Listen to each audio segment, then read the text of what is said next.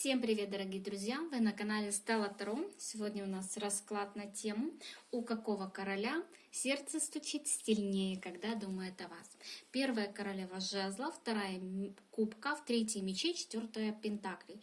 Тайм-коды в описании и в комментарии под видео. Там же ссылка на телеграм-канал, где я выставляю расклады, которых здесь нет.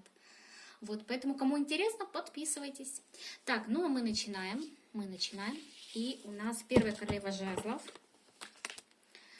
Первая королева жезлов. И давайте же посмотрим, кто этот король, у кого сердце стучит сильнее, когда думает о вас. Кто же он? Кто же он, этот мужчина? Кто? Король жезлов. Король жезлов, ваша стихия, да? Овен, лев, стрелец, асцендент или его состояние. Давайте же посмотрим, почему же, когда он думает о вас, его сердце стучит сильнее. Почему его сердце стучит сильнее, когда он думает о вас? Потому что есть что-то, что его триггерит, дорогие мои, эмоционирует, не соглашается, готов спорить и готов доказывать вам обратное. Здесь история из прошлого, да, поругались, и поругались достаточно скверно, потому что, как показывают нам карты, да, не было этой истории честной. Здесь есть некий обман, здесь есть удар в спину, здесь есть какое-то разочарование, здесь есть боль, здесь есть, не знаю, задетое самолюбие. Здесь есть вот что-то такое, что уже на протяжении какого-то периода времени человека не отпускает. Вот понимаете, вот можно было уже, ну да, там поругались, все, недопоняли друг друга, сделали друг другу больно. Ну забей, отпусти, забудь и не вспоминай. Но нет, не получается. Потому что вот в этом споре, да, не было результата. Бывает, что нету результата, но и бог с ним. Но не в этом случае. Опять-таки, не в этом случае. Эта ситуация не дает покоя. Эта ситуация, я не могу ее забыть, я не могу ее отпустить, я не могу перестать об этом думать. Меня это мучает.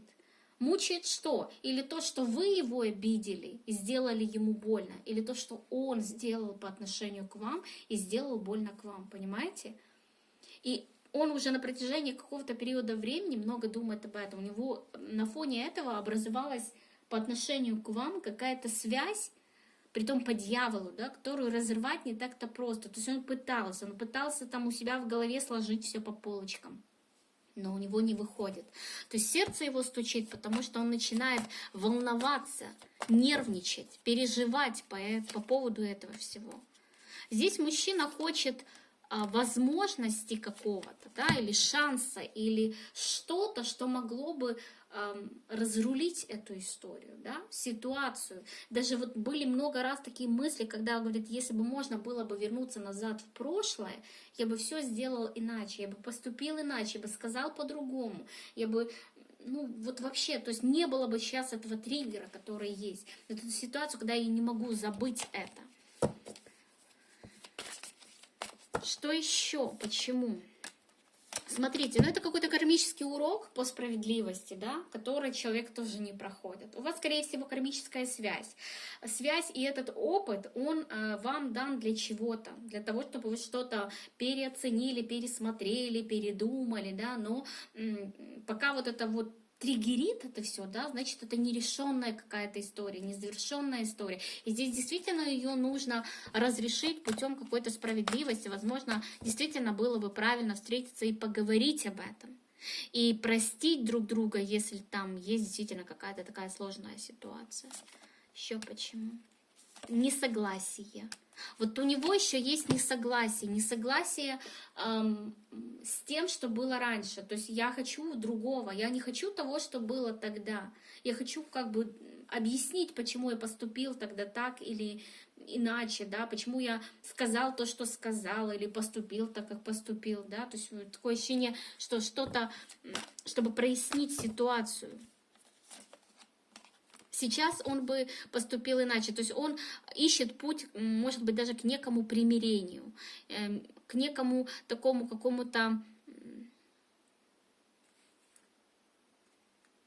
ну, какой-то гармонии, то есть поиск какой-то гармонии внутри. То есть этот поиск идет только через примирение с вами, понимаете? Тут тоже вот проблема в том, что вот эта нерешенная ситуация, она волей-неволей, но влияет на его жизнь, да, на его развитие, на его движение, на его какие-то вдохновения. То есть оно как-то взаимосвязано. Даже на его работу, я бы сказала, это влияет. На его карьеру, не знаю, вот это какой-то непройденный урок, что-то вот неправильное. Что-то неправильно. Как должно было бы быть? Давайте спросим. Как должно было бы быть? Вообще должны были разрешить этот конфликт еще давно. То есть не позволять затягиваться этой ситуации.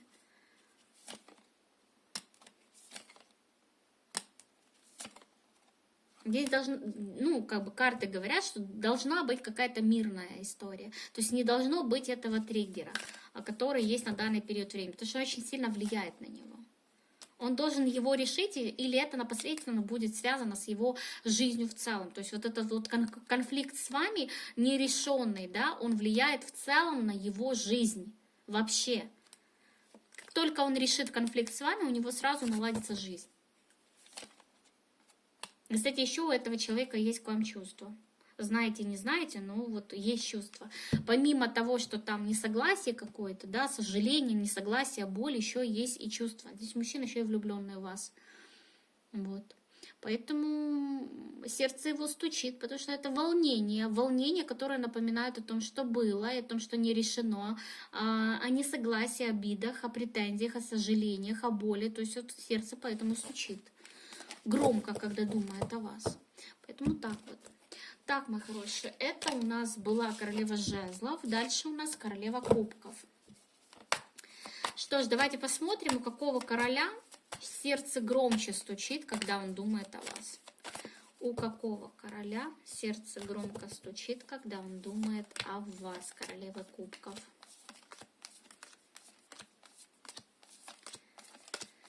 Так. Ой, у вас король жезлов. Это Овен, Лев, Стрелец по знаку зодиака, асцендент или состояние человека. Ну, давайте посмотрим, да? Почему его сердце громко стучит, когда он думает о вас? В чем причина его такого состояния? В любви, дорогие мои. Здесь любовь, страсть, желание начать все сначала, желание вернуть, желание восстановить отношения, ностальгия о тех днях, когда вы были вместе, о том периоде, когда было все легко, классно, беззаботно, весело, интересно, оптимистично, с любовью, с наслаждением, с усладой, радостью, да, вот это вот состояние такого кайфа. Вот знаете, как бы воспоминания, вот прошлое, да, вот было, а сейчас нету этого. И когда он возвращается назад, это прошлое, да, его накрывает вот такая теплая волна, и сердце действительно стучит быстрее. Давайте еще посмотрим, почему же его сердце стучит громче, когда он думает о вас. Потому что он вас упустил. Вот по той же своей какой-то беззаботности, инфантильности и той же глупости. Знаете, нужно было удержаться за эти отношения, схватиться и не отпускать. Нужно было бороться, добиваться, сохранять. Но он этого тоже не сделал. Знаете, такое ощущение, я пустил все на самотек. Да, куда она от меня денется, да? Она всегда будет со мной. Это какое-то бездействие. Вот бездействие, незрелость, несерьезность, безответственность, глупость, тупость. Не то, что даже не ценил. Вот об этом тоже сердце стучит. Потому что сейчас он понимает пагубность и глупость своих поступков. Он понимает суть этой ошибки, которую он совершил. Не боролся. Еще почему его сердце стучит, когда он думает о вас намного сильнее? Почему? Фантазия вас тоже не дает покоя. Он мечтает о том, чего у него нет. А еще, когда он возвращается в реальность, он думает о том, что у вас, скорее всего, чувств к нему уже тоже нет. И знаете, это очень сильно бьет по его самооценке, по его состоянию. Это больно бьет. Это переживание, это волнение, это страдание. А изменить ничего тоже нельзя, да? То есть как бы сложно. Сердце стучит, потому что он любит, потому что он хочет, потому что его тянет на действия какие-то, да, на разговор, на признание, на прощение. Тянет очень сильно. Не забыл, не отпустил, не смирился. Связь, которая вот тут, даже время, да, связь это время не может разорвать. Здесь очень сильная, кстати, связь. Тут даже может быть тоже какая-то кармическая история имеет место быть. Вот. Он пытался, он старался, он переключался, он, не выходит. Вот не выходит и все тут. И как ни крути, он все равно хочет вас. Поэтому сердечко пошаливает, когда думает о вас. Вот так вот. Так, мои хорошие, давайте смотреть. Дальше это у нас была, кстати, королева кубков. Дальше у нас королева мечей. Давайте посмотрим, какой король у нас думает о вас, и у него сердце выскакивает из груди, да? У какого короля сердце стучит громко, когда он думает о вас.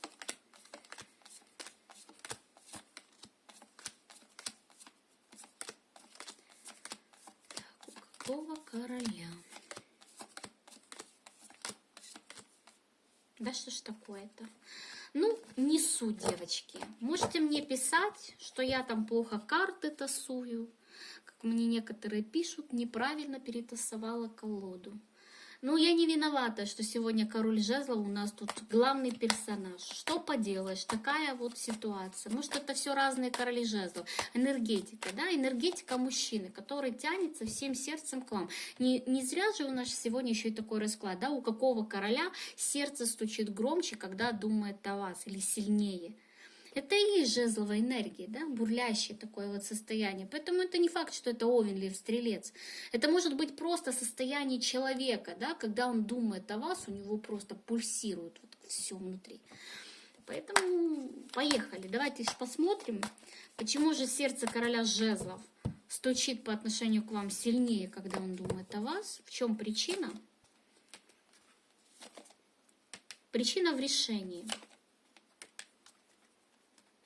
В решении, которое он никак не может принять. Выбор, который он никак не может сделать. Потому что когда думает об этом выборе, его пугает неизвестность. И его также еще и пугает, что выбор, который ему надо сделать в отношении вас, так или иначе, но очень сильно повлияет на его судьбу. Может быть, на вашу судьбу и в целом вообще на жизнь. Его пугает неизвестность. А с вами как раз-таки может быть неизвестность. Вот. Ну, давайте дальше смотреть. Почему еще его сердце стучит очень громко и очень сильно, когда он думает о вас? Потому что он вас хочет. Он вас хочет и очень-очень сильно хочет. А походу вас хотеть нельзя. Вот. А походу вас хотеть нельзя. Вот здесь чистый треугольник или четырехугольник, дорогие мои. Здесь запретный плод. Желания, да, которые нельзя реализовывать. С чьей стороны, не знаю, может с обоих. Может он женат, может вы замужем, может кто-то один из вас.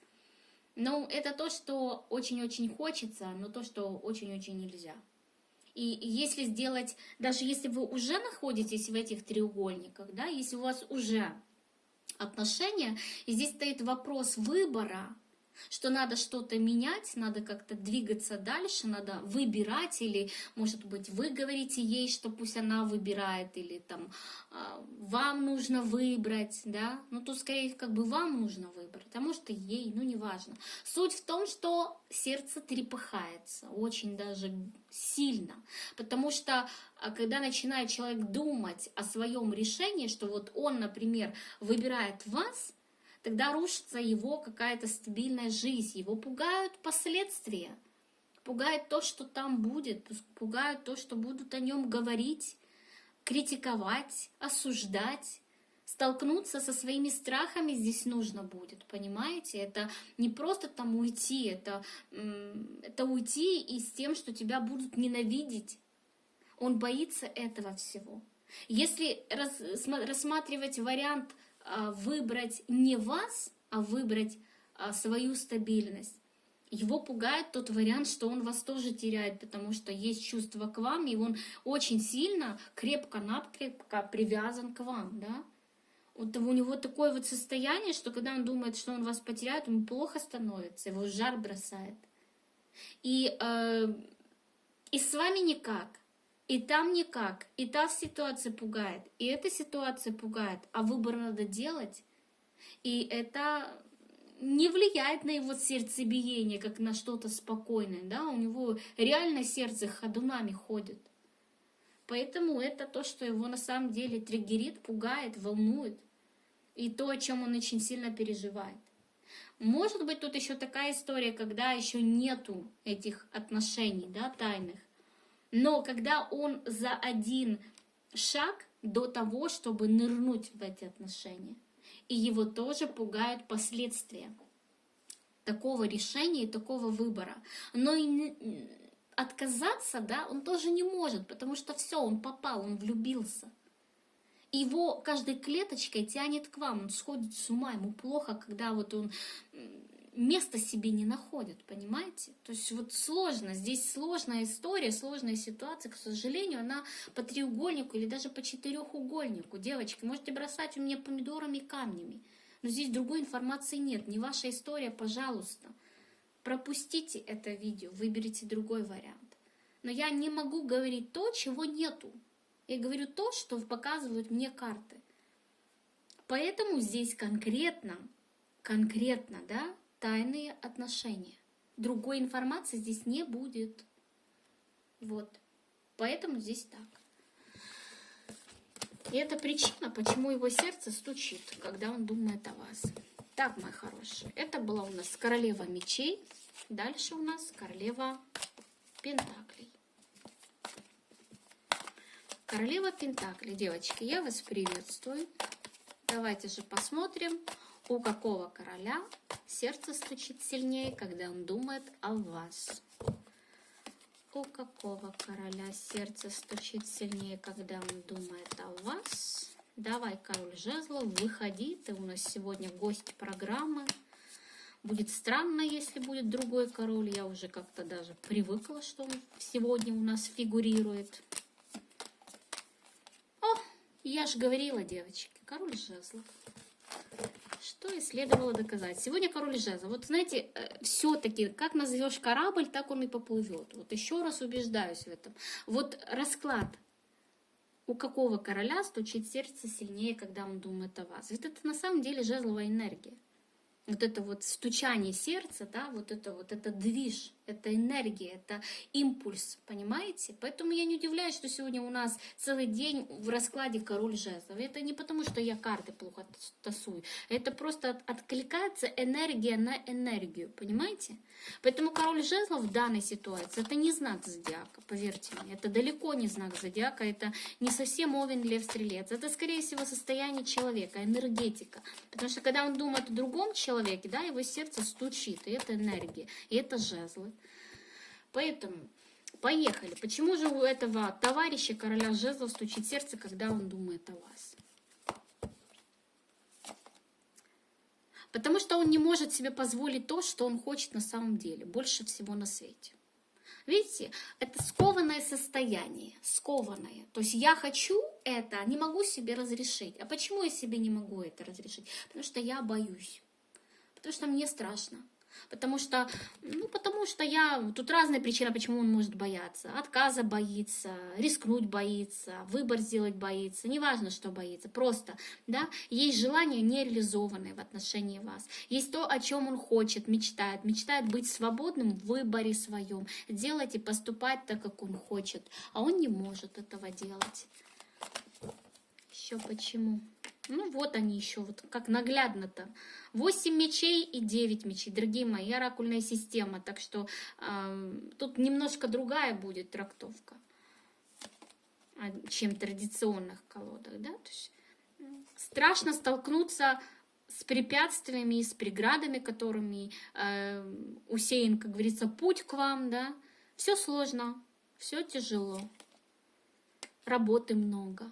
Боюсь не справиться, да, боюсь будет крах, если я определюсь. Вот понимаете, в чем дело? То есть человек хочет чего-то в отношении вас, а позволить себе это делать он не может. А почему? Нет уверенности в своих собственных силах, в том, что он справится, в том, что он достоин, в том, что ему не откажут, в том, что там его примут. Понимаете? Вот это вот все его останавливает. Но он-то хочет, он-то думает, сердце пульсирует в отношении вас. Еще почему его сердце так стучит, когда он думает о вас? Здесь вы расстались с этим человеком. Расстались и достаточно скверно. Несогласие с какими-то триггерными моментами, с какой-то печалью, грустью, с каким-то предательством или сожаление есть у него по отношению к вам. Несогласие с потерей, да? Боль от потери еще есть. Еще почему? Потому что все равно мечтает, потому что все равно сожалеет, что вас потерял. Потому что упустил какой-то самый лучший шанс в его жизни. Еще почему? Потому что чувства есть, эмоции. Потому что есть четкое убеждение в том, что если бы выбрал вас, был бы счастлив. Если бы не потерял вас, был бы счастлив. Если бы не побоялся за вас побороться, был бы счастлив. Еще. Разбитое сердце. Ваше, его. Что еще? Не сумели договориться. Не был достаточно смелым. Не был достаточно таким человеком мужественным, да, для того, чтобы побороться за свои идеалы, за свои желания. Еще почему его сердце стучит громче, когда он думает о вас? Почему? Потому что, вот я же говорю, потому что есть чувства, о которых он не сказал. Не сказал, понимаете? Может быть, скрыл, спрятал, не озвучил, побоялся озвучить. Побоялся этой любви, побоялся этих эмоций. Знаете, вот здесь на самом деле человек занимается тем, что он сам себя обвиняет во всем, что он не сделал. А сделать нужно было очень много, потому что были чувства, но он за эти чувства не боролся, он их испугался. Вот эта вот скованность его, которая вышла в первой карте, да, вот эта вот скованность, любовь к нему пришла, а он такой, а что мне с ней делать? Нет, нет, нет, не надо, это пройдет. Или, знаете, состояние, когда в любви теряет контроль над собой, да, он становится другим человеком. Вот это в любовь это как упасть, не побояться, упасть в пропасть. Но это пропасть только на первый взгляд пропасть, да, а там дальше открываются такие чудеса, и ты понимаешь, что ты паришь, что ты летаешь, что ты счастлив, что ты, наоборот, окрылен. Но вот этот вот прыжок в эту пропасть, это всегда очень страшно. И вот он не рискнул. Он понимал, что в его жизнь пришло что-то массивное, огромное, судьбоносное, такое, что накрывает его с головой. Но он испугался этого. А сейчас, сегодня, да, когда он оборачивается назад, когда он думает об этом, ему плохо. Сердце его выскакивает из груди, потому что сейчас бы он рискнул, сейчас бы он прыгнул, он бы отдался этим чувствам и эмоциям. Но, скорее всего, уже не имеет смысла это делать. И страсть, и страх здесь от того, что нету сейчас обратной связи с другой стороны. У него четкая убежденность в том, что, скорее всего, вы охладели к нему. Нету чувств, нету эмоций, ничего не хотите. Поэтому сердце стучит, понятное дело, о упущенных возможностях, о любви, которая может быть на сегодняшний день уже и безответная. А изменить ничего нельзя. Поэтому вот так вот. Ну, это его был выбор, его решение. Пускай теперь решает, как ему дальше быть и что ему дальше делать. А на этом, дорогие мои, все. Я с вами прощаюсь. До скорой встречи. Пока-пока.